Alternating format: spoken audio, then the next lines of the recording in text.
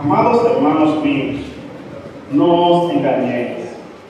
Toda buena dádiva y todo perfecto desciende de lo alto, desciende del Padre de las luces, con el cual no hay cambio ni sombra de variación. En el ejercicio de su voluntad, Él nos hizo nacer por la palabra de verdad, para que fuéramos las primicias de sus criaturas. Amén. Vamos a pedirle una vez más al Señor su ayuda. Padre, yo quiero, junto con mis hermanos, suplicarte la intervención soberana y poderosa de tu Espíritu Santo, fortaleciendo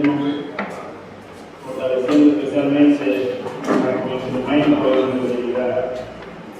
Y que tu gracia sea más que suficiente para nosotros y podamos salir de aquí bendecidos y edificados de que tú nos has hablado, pero Señor, concédenos la gracia de ser transformados día a día, cada vez que tu palabra ha sido asimilada en nuestro corazón, que podamos ser hacedores de tu palabra. Lo pedimos en el nombre de Jesús. Cuando uno se enferma, rápidamente busca la manera de llegar al médico o de conseguir algún tratamiento, alguna medicina, de manera que la enfermedad no avance mucho, porque uno sabe que una vez que la enfermedad avanza, las cosas se ponen peor y probablemente algunas enfermedades conducen a la muerte. Santiago, en este pasaje, después de habernos hablado de la tentación y de él explicar de dónde procede la tentación y cuál es el proceso que la tentación ejecuta en la vida de toda persona, ahora él nos va a decir a nosotros cuál es el remedio de la tentación. Eso es lo que vamos a ver esta mañana. El remedio en contra de la tentación. Santiago comienza diciéndoles a sus hermanos, hablándoles y llamándoles la atención sobre una cosa que él les había hablado en el versículo 13. Él dice que nadie diga cuando es tentado, soy tentado de parte de Dios. Y él entonces vuelve y enfatiza ese pensamiento y dice, amados hermanos, no se engañen. Nosotros necesitamos urgentemente tener la medicina correcta cuando nosotros buscamos un tratamiento, cuando estamos enfermos. Porque qué bendición es cuando uno consigue la medicina exacta para su enfermedad y se sana. Pero qué malo es, o qué malo le va a uno cuando agarra la medicina incorrecta. Y entonces tiene la enfermedad más lo que provoca la medicina no correcta. Así que Santiago dice, no se engañen. Tengan cuidado con lo que ustedes están diciendo y con lo que llega a su pensamiento acerca de la tentación, porque no viene de parte de Dios. Y bien él les va a exhortar y les va a corregir un error que ellos estaban cometiendo. Fíjense la expresión que él usa. Él dice, amados hermanos míos. Y con esto él pone en evidencia su afecto fraternal hacia sus hermanos. Les dice que son sus amados hermanos. Y él los considera como de iguales y considera que ellos son nacidos de un mismo vientre, son todos hijos de Dios. Y entonces, esta es la manera como él se dirige a ellos. Es cierto que están equivocados, es cierto que están hablando mal, pero también es cierto que en su manera de corregirlos, él va a dirigirse con amor hacia ellos, como sus hermanos. Él no se va a dirigir, mire, pero qué pecadores son ustedes, qué arrogantes que son. No, él se dirige a ellos como amados hermanos, y esto nos enseña a nosotros una gran lección. Si un hermano está en alguna situación de pecado o en alguna situación que uno entiende que no es saludable para él ni para la obra del Evangelio, y uno puede sentir cierto celo y cierta irritación, debemos cuidarnos de cómo nos vamos a dirigir a nuestros hermanos. Y puede que tengamos toda la razón con lo que le vamos a decir, pero la manera en cómo lo decimos va a influenciar mucho en la manera que la persona vaya a asimilar lo que se le va a decir. Fíjese como Santiago les dice a sus hermanos aquí, amados hermanos míos, y él les va ahora a decir cuál es el remedio que ellos deben tomar, cuáles son las cosas que ellos deben considerar cuando son tentados. Recordemos una cosa importante: la tentación que estos hermanos estaban viviendo es producto de la prueba que Dios había enviado. Hemos dicho que Dios envía la prueba a la vida del creyente, pero que un mismo evento puede ser utilizado tanto por Satanás como por nuestras pasiones para el pecado. Un evento que puede ser una prueba de parte del Señor puede ser utilizado por Satanás para que pequemos. Un ejemplo: cuando Dios creó al ser humano y le puso en el jardín del Edén a Adán y a Eva, Él puso una prueba para ellos, una prueba de obediencia, ¿sí o no? Le puso un árbol que ellos debían respetar, no debían comer del árbol. Eso era una prueba. Y Satanás convirtió esa prueba en una tentación, y así tenemos nosotros los resultados funestos de la caída de la humanidad. El mismo Señor Jesús estaba siendo en el desierto probado. Él estaba 40 días y 40 noches allí, pero Satanás quiso utilizar esa prueba de Jesús para tentarle.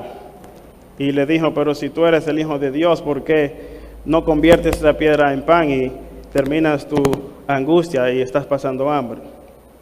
Así que estos hermanos están siendo probados, pero esa prueba puede convertirse en ellos en ocasión para maldecir, en ocasión para enojarse y airarse, y en consecuencia hablar mal.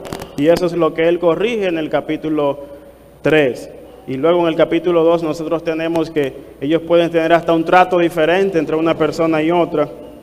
Y así él les corrige ciertos pecados que ellos estaban viviendo. Pero recuerden que era una prueba lo que estaban viviendo, y esa prueba se ha vuelto, por causa de la naturaleza pecaminosa y por causa del tentador, en una tentación. ¿A qué debemos apegarnos nosotros cuando somos tentados? Lo primero es: no nos equivoquemos y no empecemos a decir: es culpa de Dios que me metió en esta situación. Lo que debemos considerar es la bondad de Dios. El versículo 17 dice: toda buena dádiva y todo don perfecto viene de lo alto. Es decir, de Dios no viene ninguna cosa mala.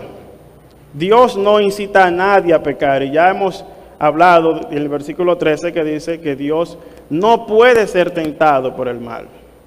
Y como Él no puede ser tentado, tampoco Él se pone a tentar a nadie. Lo que sí Él hace es darnos buenas cosas.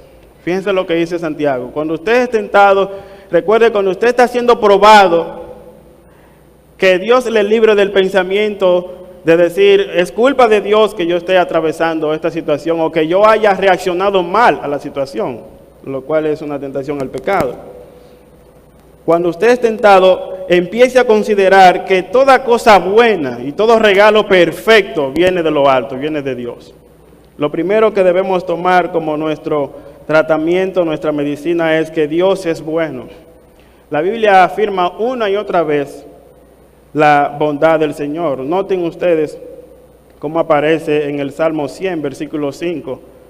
Porque el Señor es bueno y para siempre es su misericordia. El Salmo 106 y verso 1 dice también que el Señor es bueno y para siempre es su misericordia. Igual se repite en el Salmo 107 y el versículo 1. Pero nuestro hermano Emilio leyó un pasaje en el Salmo 34, el versículo 8 dice así: gustad y ved que es bueno Jehová. La traducción, la Nueva Versión Internacional, dice: prueben y vean que el Señor es bueno. En medio de la aflicción, en medio de la prueba, observemos bien y démonos cuenta que Dios es bueno. Dios permanece siendo un Dios bondadoso. Y fíjese lo que termina diciendo el verso 8 del Salmo 34: dichoso el hombre que en él confía. Es decir, que lo que nosotros debemos hacer es confiar en la bondad del Señor. Confiar en que Dios, las cosas que envía hacia nosotros son para nuestro bien. De la misma manera, cuando un padre le dice a un hijo: tómate esta pastilla o tómate este jarabe o este remedio, Sin importar que el jarabe no sepa muy bien, no tenga un sabor muy agradable, el niño confía en que su padre le está dando algo que es para su bien. Y nosotros no hemos de confiar en nuestro Padre que está en los cielos. Fíjese lo que dice Mateo capítulo 7 y verso 11. Si ustedes siendo malos saben dar buenas dádivas a sus hijos, ¿cuánto más su Padre que está en los cielos sabe dar buenas cosas a los que le piden? Así que nosotros podemos confiar en la bondad del Señor. Dios es bueno y sobre todas las cosas, nadie en la tierra, dice Jesús, es bueno sino solo Dios. Es decir que con esa cualidad divina, solamente Dios es así, Dios es único. El carácter de Dios es un carácter bondadoso. Fíjense, una definición de la bondad de Dios dada por un teólogo llamado Wayne Grudem. Él dice así: la bondad de Dios quiere decir que Dios es la norma suprema de todo bien y que todo lo que Él es y lo que Él hace es digno de aprobación. Voy a leerlo una vez más. La bondad de Dios quiere decir que Dios es la norma suprema de todo bien y que todo lo que Él es y lo que Él hace es digno de aprobación. Fíjese, ¿quién es la norma aquí? La norma del bien, ¿quién es? Es Dios. Y lo que Él hace es digno de aprobación. No está diciendo que nosotros somos la norma. Porque hay cosas que llegan a nuestra vida que decimos, no, eso no es bueno, eso no es de Dios, eso no es agradable.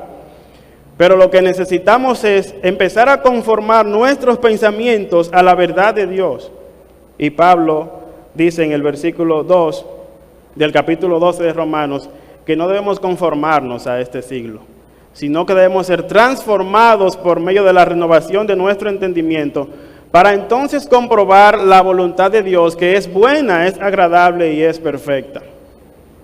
Así que confiemos en la bondad de Dios, porque las dádivas que vienen de Dios, sus dones son perfectos y buenos para nosotros. Y si no, eso no es suficiente para usted, Romanos capítulo 8, verso 28, un texto que usted conoce seguramente, le consuele diciendo que para los que aman a Dios, todas las cosas trabajan para su bien. Así que aún en medio de las circunstancias difíciles y adversas, podemos tener confianza en la bondad de Dios. Dios es bueno. Ahora fíjese qué más dice Santiago en este pasaje. Él dice que todo acto bueno de dar y todos los dones que Dios da son perfectos, vienen de Él, y que Dios tiene una característica aquí. Aparte de su bondad, habla de otro atributo divino y dice que Dios es luz. Dios es el Padre de las luces. Eso quiere decir que toda luz creada en el universo tiene su origen en Dios. Es decir, Dios es la fuente de toda luz. ¡Wow! Pero qué sol que brilla con tanto esplendor. ¿Sabe quién le da la energía al sol? Dios. ¡Wow! Pero qué lindo es ver esas estrellas en la noche. ¿Saben quién hace que brillen esas estrellas? Dios. ¿Saben de dónde toman ellas la energía para brillar y para iluminar? De Dios. Ahora, no solamente Dios es Padre de los cuerpos celestes, sino también de toda fuente de pureza moral y espiritual. A eso se refiere Primera de Juan, capítulo 1, en el versículo 5 hasta el 7, cuando dice, y este es el mensaje que hemos oído de Él. Dios es luz, y no hay ningunas tinieblas en Él. Fíjense cómo pronuncio, no hay ningunas tinieblas en Dios. Y el apóstol sigue diciendo, el apóstol Juan, si nosotros decimos que tenemos comunión con Él y andamos en tinieblas, mentimos y nos engañamos a nosotros mismos. Pero si andamos en luz, como Él está en luz, tenemos comunión unos con otros y la sangre de Jesucristo, su Hijo, nos limpia de todo pecado. Alabado sea el nombre de Dios por su palabra y por su bondad, porque como Él es luz, nosotros podemos tener comunión con Él. Es decir, que no andamos a ciegas en el mundo. Tenemos la posibilidad de abrir la palabra de verdad, la luz, como dice el Salmo 119, 105, lámpara es a mis pies tu palabra y esa luz nos guía hacia la santidad de Dios. Y cuando andamos en la santidad que Dios quiere, lo primero que va a ocurrir es que cuando queremos corregir a algo, tomando en cuenta este contexto, queremos corregir a alguien, le vamos a tratar con cariño y vamos a dirigirnos con mucho respeto hacia nuestro hermano como un amado hermano. Y lo segundo que nosotros vamos a hacer es que vamos a andar juntos y vamos a tener el perdón de nuestros pecados. Yo no voy a abundar mucho en lo que Juan dice porque ya eso es algo que hemos escuchado aquí. Y el pastor Francisco está enseñándonos muy exactamente lo que Juan está explicando en su carta. Pero basta señalar que Dios es luz y que en Dios no hay ninguna sombra de variación. Fíjense lo que dice el mismo versículo 17. Él es el Padre de las luces, con el cual no hay cambio ni sombra de variación. Santiago hace una referencia al movimiento de los astros. Y él compara eso con la inmutabilidad de Dios. ¿Qué fue lo que usted dijo, pastor? Sí, inmutabilidad. Significa que Dios no cambia. Oiga cómo se encadena una cosa con la otra aquí. Ya hemos dicho, Dios es bondadoso, ¿verdad que sí? Qué bueno que Dios es bondadoso, que Dios es bueno. Y quiero que nosotros recordemos lo que dice el Salmo. Dios es bueno en todo tiempo. Muchas veces damos testimonio de las cosas buenas que Dios ha hecho y alabamos al Señor. Qué bueno fue Dios porque me permitió conseguir una casa o porque me permitió tener un empleo o lo que sea, o me sanó. Y alabamos a Dios por los tiempos buenos y decimos que Dios es bueno cuando los tiempos van bien. Pero ¿qué pasa si los tiempos no están bien? Si no conseguimos la casa, si no nos sanamos, si no conseguimos el empleo. ¿Sigue siendo bueno Dios? Sigue siendo bueno Dios, amados. Dios sigue siendo bueno porque Dios no cambia por las circunstancias. Dios no se deja eclipsar como el sol se deja eclipsar en ciertas ocasiones por la luna. Y hace poco tuvimos un ejemplo de eso, o algo que realmente pasó. Tuvimos un eclipse. Pero Dios no se eclipsa. A veces los problemas en la vida no nos permiten ver a Dios. Pero eso no quiere decir que Dios se movió. Lo único que quiere decir es que nosotros hemos quitado la mirada y el problema se ha vuelto más grande que Dios. Pero déjeme decirle que aunque el sol se ha eclipsado por la luna, ningún problema puede eclipsar a Dios. Porque Dios está en el mismo lugar que ha estado y en el mismo lugar que estará para todos aquellos que le buscan de corazón. ¿Qué yo puedo hacer en medio de la prueba? ¿Cuál es el remedio para yo no caer en la tentación? Confiar en la benignidad del Señor, en su bondad. Confiar en que Dios es luz y Él me va a guiar a puerto seguro. Y confiar además en que Dios no cambia. Qué consuelo tan grande es saber que Dios no cambia. ¿Usted se imagina que Dios cambiara? Bueno, nosotros sabemos que cuando algo cambia es porque o va a mejorar o va a empeorar. Supongamos por un momento que Dios pudiera cambiar.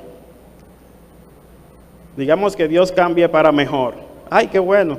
No es bueno que Dios cambie para mejor, porque Dios es perfecto y no puede cambiar, pero supongamos que Él cambie para mejor. ¿Qué quiere decir que Dios cambie para ser un Dios mejor? Está diciendo que en el Dios que me he puesto la confianza ahora, no es un Dios que es lo tan bueno como debería ser. ¿Se entiende?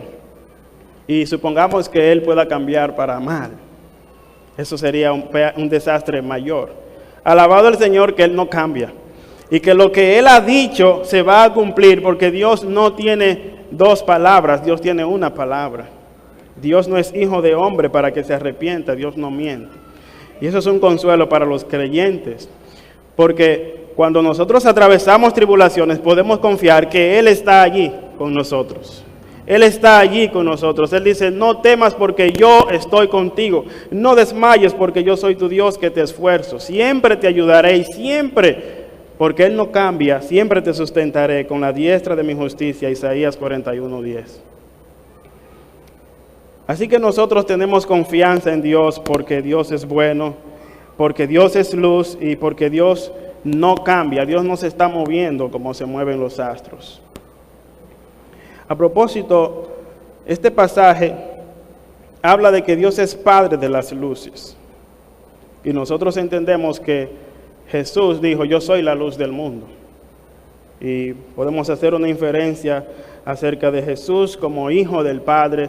Y nosotros somos luz del mundo los que creemos en Jesús. Así que Él nos da la energía a nosotros para que podamos brillar en medio de un mundo de oscuridad.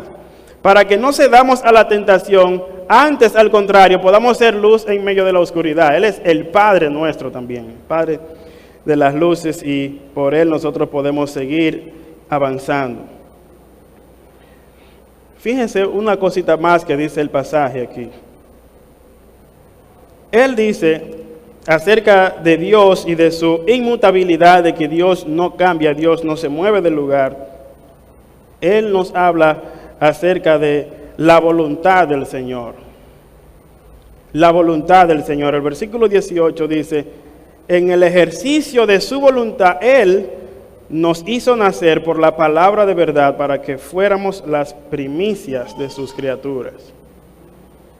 Hemos mencionado el pasaje de Romanos capítulo 12 y versículo 2, cuando dice que la voluntad de Dios es buena, es agradable y es perfecta. Y habíamos dicho que es buena porque Dios dice que es buena y porque Dios es la norma de todo bien. Lo que Dios dice que es bueno, es bueno.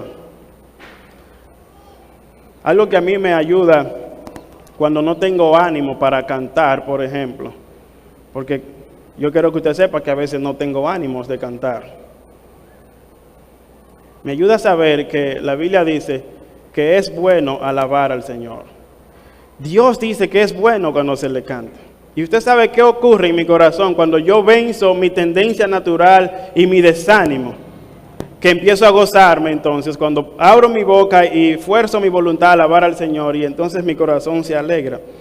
Qué bendición es tener un Dios que aun cuando nos pide que hagamos algo que nosotros no deseamos hacer, somos bendecidos cuando lo hacemos.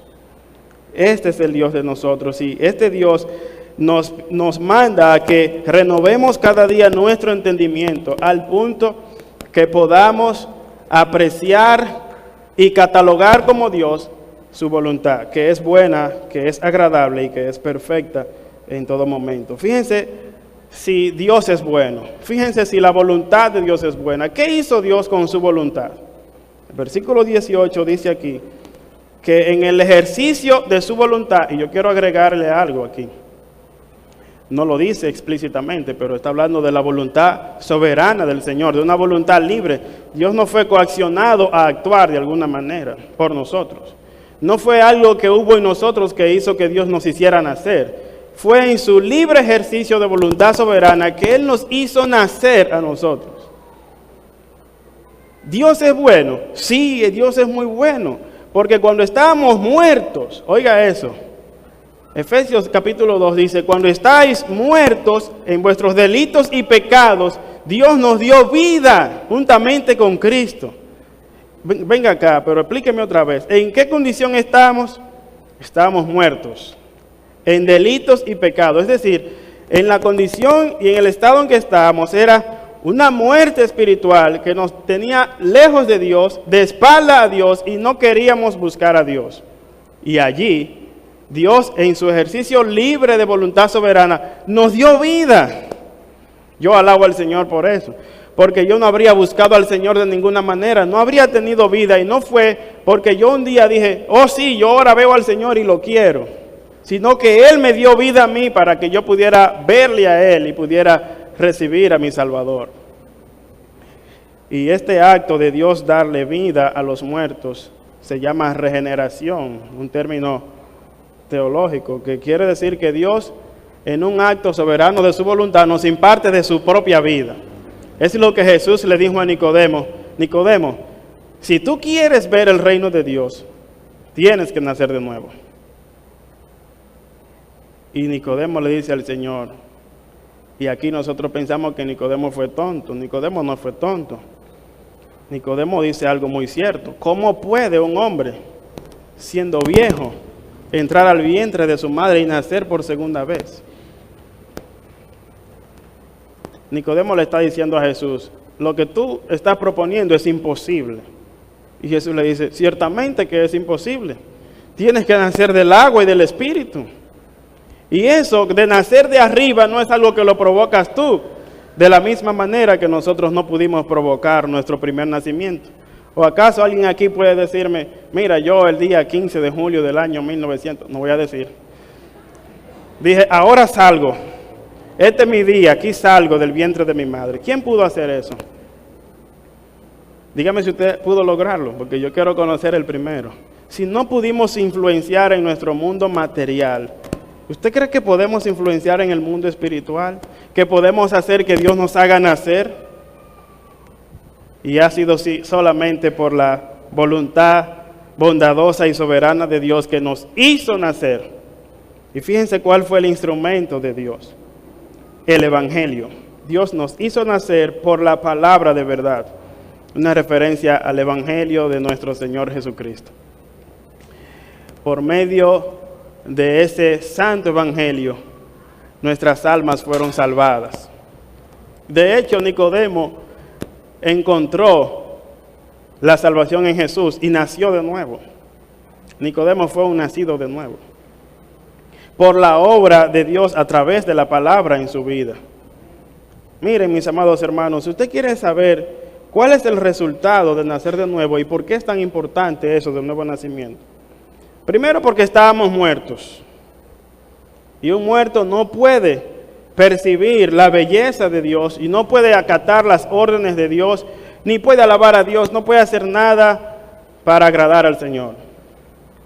Y lo segundo es que en esa condición de muerte espiritual, nosotros estamos a la inversa con Dios, porque amamos las cosas que Dios odia y odiamos las cosas que Dios ama.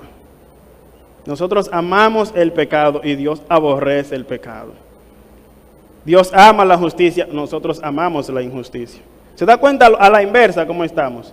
Y Dios tiene que hacernos nacer de nuevo para que nosotros tengamos su propia vida. Dios nos imparte de su vida divina.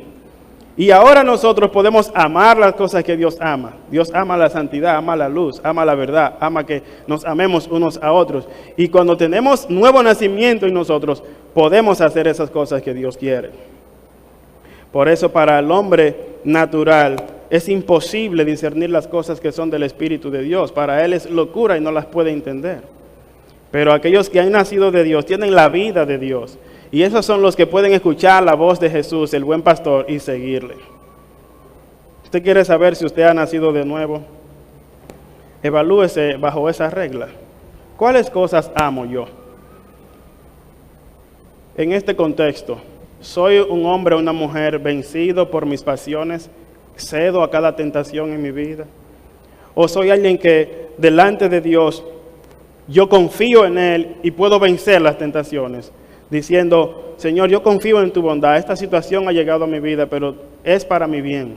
No voy a murmurar, no voy a quejarme, no voy a robar, voy a esperar en ti. Eso hace una persona que ha nacido de nuevo, se diferencia. Y la nueva naturaleza, como ya decía, nos hace amar las cosas de Dios. Un nacido de nuevo ama al pueblo de Dios. ¿Y por qué tú vas a la iglesia? Me preguntará usted a mí, yo le diría porque Dios me hizo nacer de nuevo y como alguien me enseñó una vez, aves de un mismo plumaje vuelan juntas.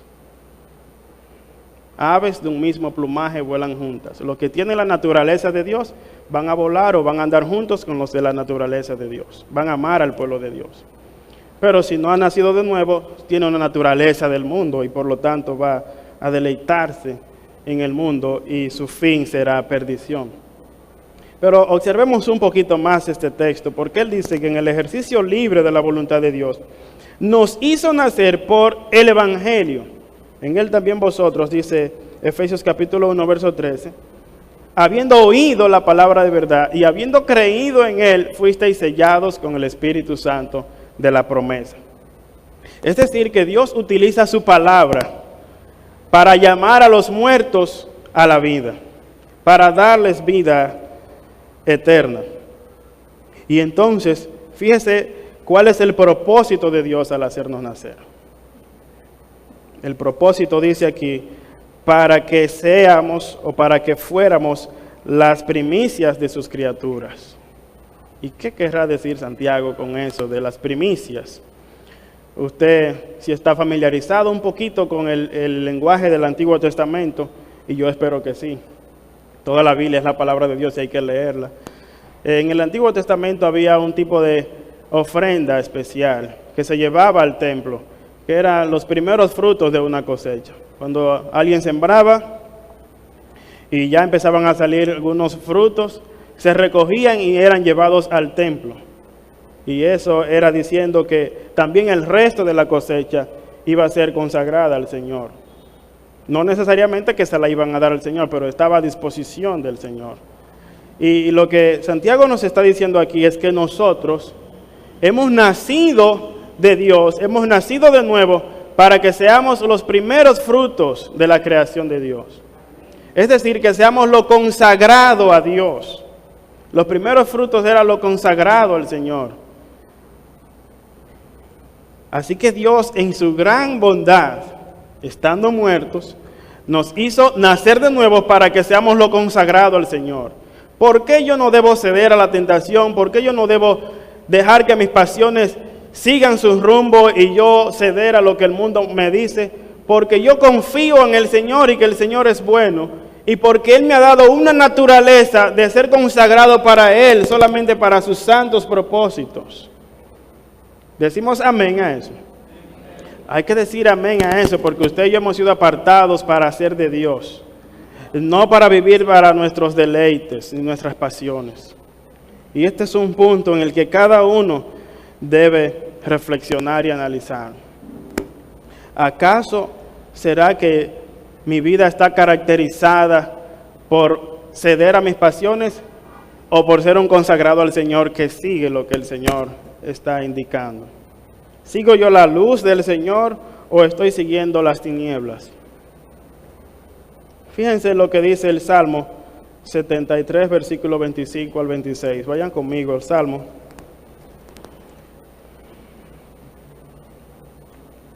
...73...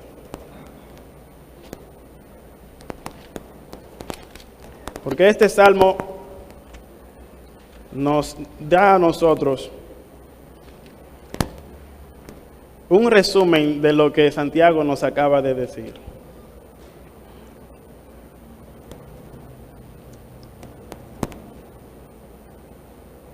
Soy tentado, en medio de la tentación puedo llegar a pensar que Dios me tienta, no lo hago.